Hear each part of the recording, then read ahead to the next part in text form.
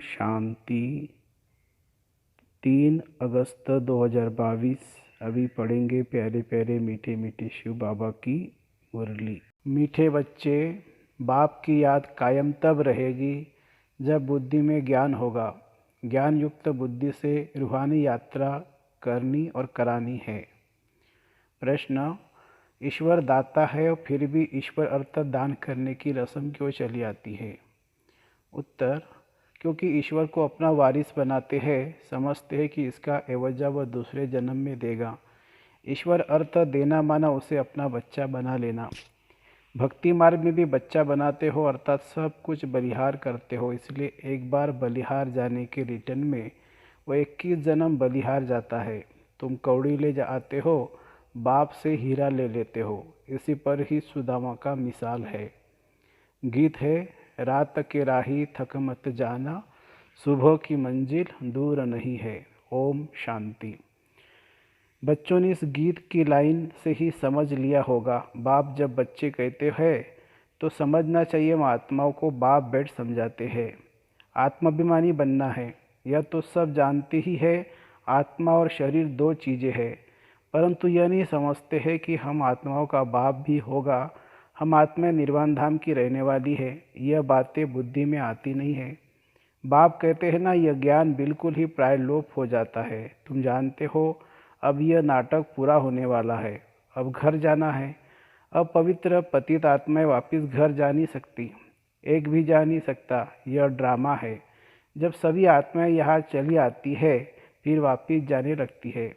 यह तो अभी तुम जानते हो कि बाप हमें रूहानी यात्रा सिखला रहे हैं।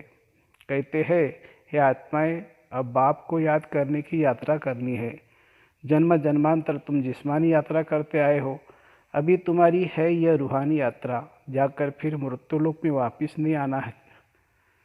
मनुष्य जिस्मानी यात्रा पर जाते हैं तो फिर लौट आते हैं, वह है जिस्मानी देह अभिमानी यात्रा।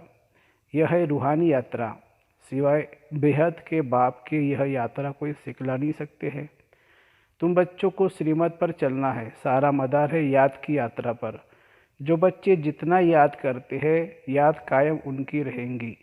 जिनको कुछ न कुछ ज्ञान है, 84 जन्मों के चक्र का भी ज्ञान है ना। अभी हमारे 84 जन्म पूरे हुए, यह है 84 जन्मों के चक्र की यात्रा।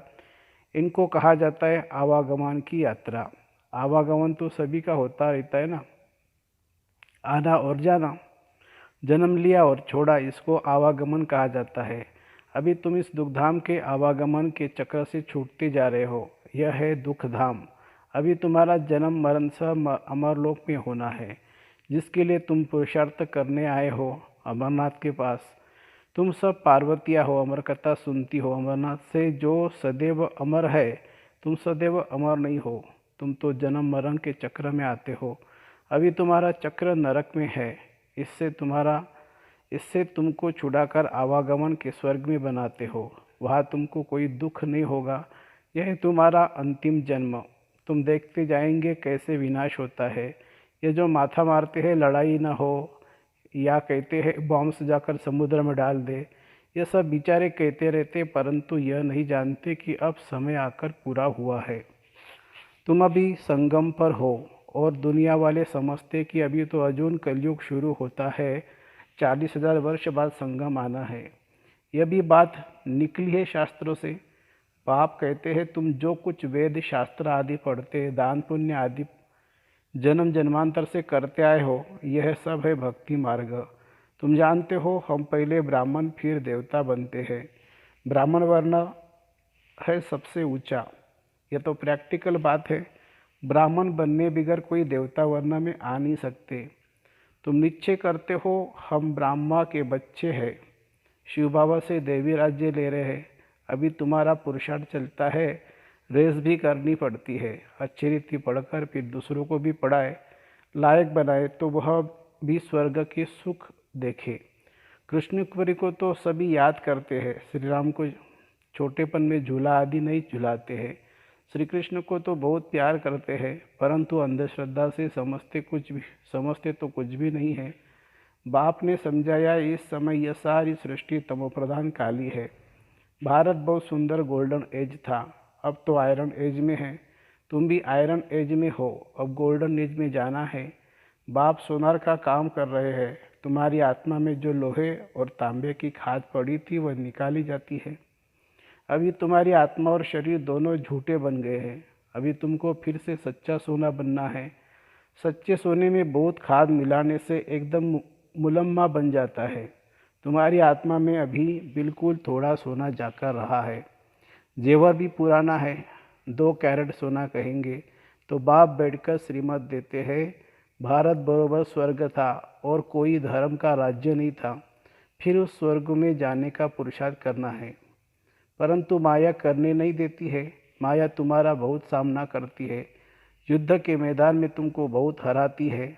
चलते चलते कोई तूफान में आ जाते हैं, विकार में जाकर एकदम काला मुंह कर देते हैं। बाप कहते हैं अभी मैं तुम्हारा गोरा मुंह करता हूँ, तुम विकार में जाकर फिर काला मुंह मत करो। योग से अपनी अवस्था को शुद्ध बनाओ। शुद्ध होते होते सारी खाद निकल जाएगी। इसलिए योग भट्टी में रहना है। सोनार लोग इन बातों को तो अच्छी रीति समझेंगे। सोने की खाद निकलेंगे, सोने की खाद निकलती है आग में डालने से, फिर सोने की सच्ची ढली बन जाती है। बाप कहते हैं जितना तुम मुझे याद करते रहेंगे उतना शुद्ध बनते जाएंगे। बाप तो श्रीमत देंगे और क्या करेंगे? कहते हैं बाबा कृपा करो। अब बाबा कृपा क्या करेंगे? बाप तो कहते हैं याद में रहो तो खाद निकल जाएगी। तो याद में रहना है व कृपा आशीर्वाद मांगना है। इसमें तो हर एक को अपनी मेहनत करनी है।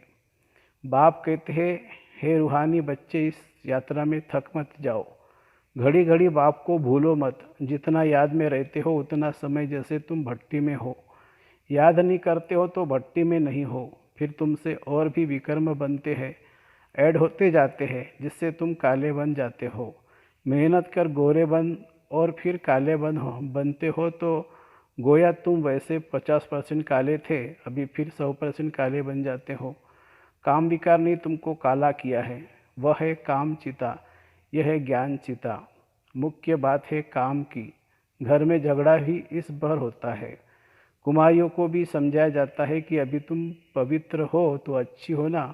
कुमारी को तो सब पाव पड़ते हैं क्योंकि पवित्र है। तुम सब ब्रह्मा कुमारियाँ हो ना, तुम ब्रह्मा कुमारियाँ ही भारत को स्वर्ग बनाती हो। तो तुम्हारा यादगार भक्ति मार्ग में चला आता है। कुमारियों को बहुत मान देते हैं। है तो ब्रह्मा कुमार भी, परंतु माताओं की मेजॉरिटी है। बाप खुद आकर कहते हैं वंदे मातरम। तुम बाप को वारिस बनाते हो। भक्ति मार्ग में तुम ईश्वर को दान क्यों देते हो? बाप तो बच्चों को देते हैं ना, फिर ईश्वर को दान क्यों करते हो? ईश्वर अर्थ करते हैं, कृष्ण अर्थ करते हैं। कृष्ण तुम्हारा क्या लगता है जो तुम उनको देते हो? कोई अर्थ चाहिए ना। कृष्ण गरीब तो है नहीं, फिर भी कहते हैं ईश्वर अर्थ, कृष्ण अर्थ तो होना ही नहीं। वह तो सत्युग का प्रिंस है।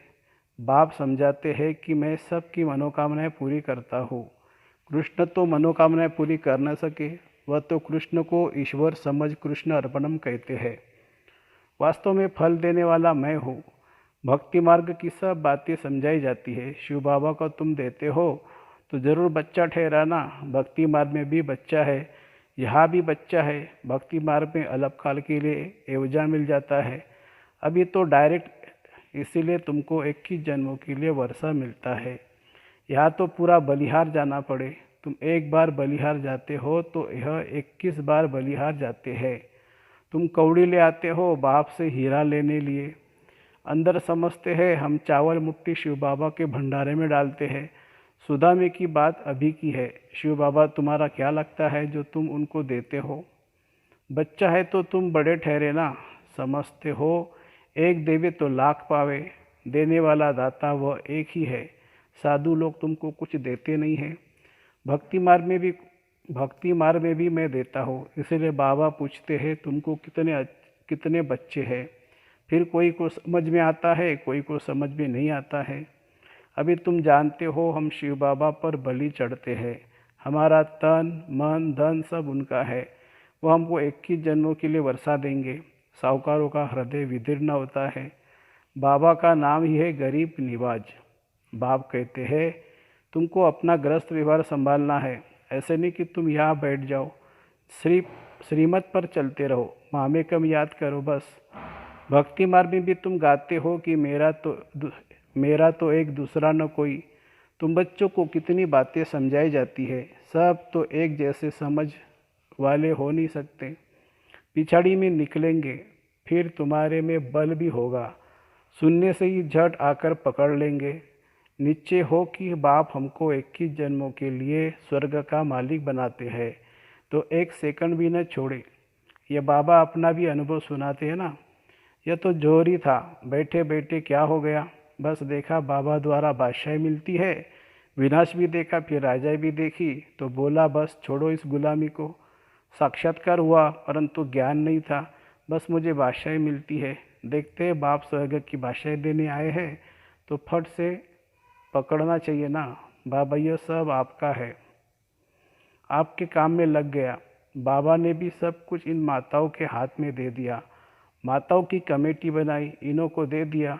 बाबा ही सब कुछ कराते थे।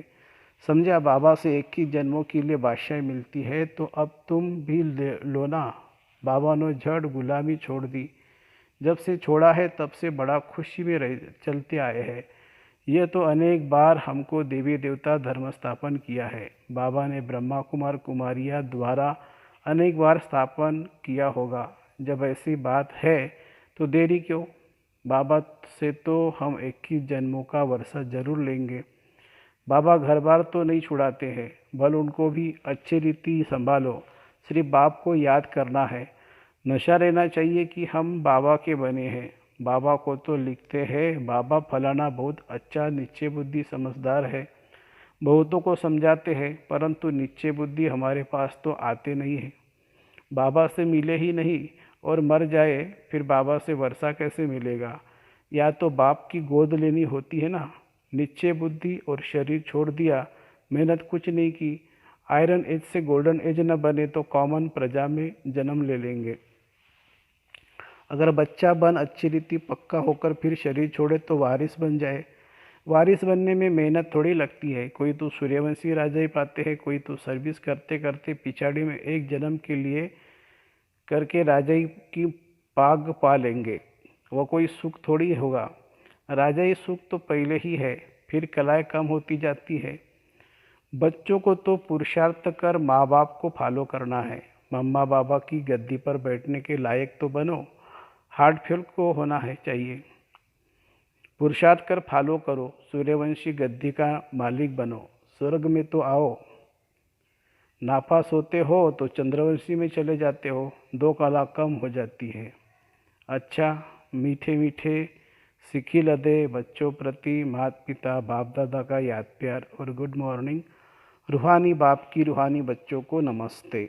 हम रूहानी बच्चों की रूहानी माता पिता बाप दादा को याद प्यार, गुड मॉर्निंग और नमस्ते बाबा नमस्ते। धारणा के लिए मुख्य सार। बाप से आशीर्वाद मांगने की बजाय याद की यात्रा में तत्पर रहना है। रूहानी यात्रा में कभी भी थकना नहीं है। शिव बाबा को अपना वारिस बनाए, उस पर पूरा पूरा बलिहार जाना है। माँ बाप को फॉलो करना है। 21 जन्मों की राजाई का सुख लेना है। वरदान। निमित्त भाव के अभ्यास द्वारा सो की और सर्व की प्रगति करने वाले न्यारे और प्यारे भव। निमित्त बनने का पाठ सदा न्यारा और प्यारा बनाता है। अगर निमित्त भाव का अभ्यास स्वतः और सहज है तो स्व की प्रगति और सर्व की प्रगति हर कदम में समाई हुई है। उन आत्माओं का कदम धरनी पर नहीं लेकिन स्टेज पर है। निमित्त बनी हुई आत्माओं को सदा यह स्मृति स्वरूप में रहता है कि विश्व के आगे बाप समान का एग्जाम्पल है।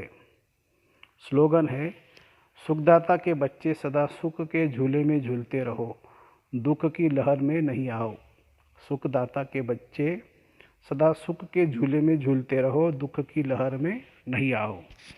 अच्छा, ओम शांति शांति शांति। शुक्रिया बाबा, शुक्रिया, थैंक यू बाबा।